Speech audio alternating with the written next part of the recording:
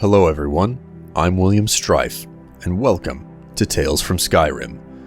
This show is all about the various books you can find and read in the games Morrowind, Oblivion, and Skyrim. Today I'll be reading a book titled Chance's Folly, written by the character Zylmoc Golge, and first appeared in The Elder Scrolls III: Morrowind.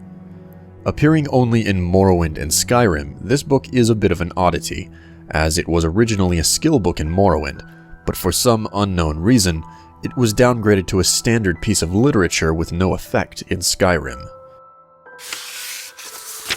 By the time she was 16, Minerva Lolos had been an unwelcome guest in every shop and manor in Balmora. Sometimes she would take everything of value within, while other times it was enough to experience the pure pleasure of finding a way past all the locks and traps. In either situation, she would leave a pair of dice in a prominent location as her calling card to let the owners know who had burgled them. The mysterious ghost became known to the locals as Chance. A typical conversation in Balmora at the time: "My dear, what happened to that marvelous necklace of yours?" "My dear, it was taken by Chance." The only time that Chance disliked her hobby was when she miscalculated, and she came upon an owner or a guard. So far, she had never been caught or even seen, but dozens of times she had uncomfortably close encounters.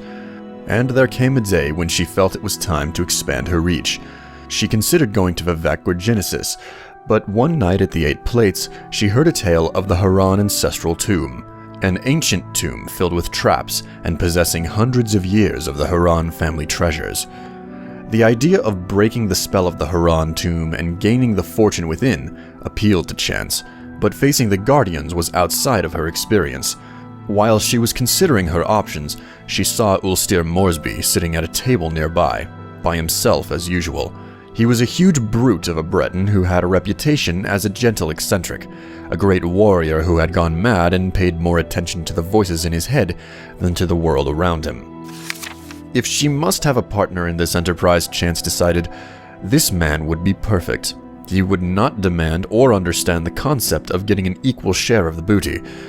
If worst came to worst, he would not be missed if the inhabitants of the Haran tomb were too much for him, or if Chance found his company tiresome and elected to leave him behind. "Ulster, I don't think we've ever met, but my name is Minerva," she said, approaching the table. "I am fancying a trip to the Haran ancestral tomb. If you think you could handle the monsters, I could take care of unlocking the doors and popping traps. What do you think?" The Breton took a moment to reply, as if considering the counsel of the voices in his head. Finally, he nodded in the affirmative, mumbling, Yes, proper rock, hot steel, chitin, walls beyond doors, 53, 2 months in back." "Splendid," said Chance, not the least put off by his rambling. "We'll leave early tomorrow." When Chance met Ulster the next morning, he was wearing chitin armor, and had armed himself with an unusual blade that glowed faintly of enchantment. As they began their trek, she tried to engage him in conversation, but his responses were so nonsensical, she quickly abandoned that attempt. A sudden rainstorm swelled over the plain, dousing them, but as she was not wearing armor, and Ulster was wearing slick chitin, their progress was not impeded. Into the dark recesses of the Haran tomb they delved. Her instincts had been correct. They made very good partners. She recognized the ancient snap-wire traps, deadfalls, and brittlebacks before they were triggered, and cracked all manner of lock. Simple tumbler, combination, twitch hasp, double catch, varieties from antiquity with no modern names, rusted heaps that would have been dangerous to open even if one had possessed the key. Ulster, for his part, slew scores of bizarre fiends, the likes of which Chance, a city girl, had never seen before.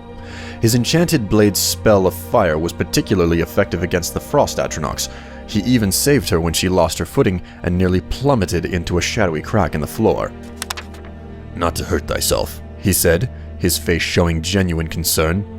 "There are walls beyond doors and 53, drain ring, 2 months in back, proper rock. Come, Mother Chance."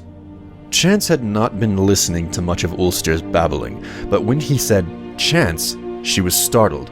She had introduced herself to him as Minerva. Could it be that the peasants were right, and when madmen spoke, they were talking to the Daedric prince Seogorath, who gave them advice and information beyond their ken? Or was it More sensibly, that Ulster was merely repeating what he heard tell of in Balmora, where in recent years, chance had become synonymous with lockpicking. As the two continued on, Chance thought of Ulster's mumblings.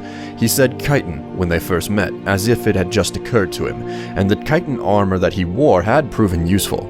Likewise, hot steel. What could walls beyond doors mean? Or 2 months in back? What numbered 53?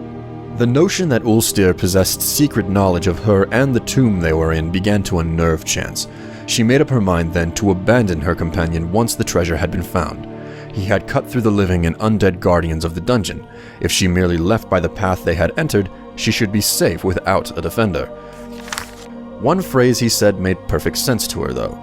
At one of the manors in Balmora, she had picked up a ring purely because she thought it was pretty. It was not until later that she discovered it could be used to sap other people's vitality. Could Ulster be aware of this? Would he be taken by surprise if she used it on him? She formulated her plan of how to best desert the Breton as they continued down the hall. Abruptly, the passage ended with a large metal door, secured by a golden lock.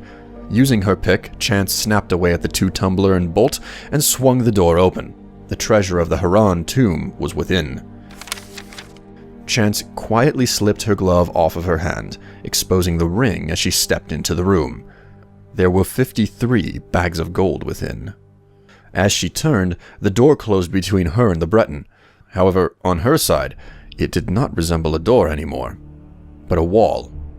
Walls beyond doors. For many days, Chance screamed and screamed as she tried to find a way out of the room. For some days after that, she listened dully to the laughter of Sheal Gorath within her own head. 2 months later, when Ulster returned, she was dead. He used a rock to prop open the door and remove the gold. Thanks for listening. I hope you enjoyed the story and the series.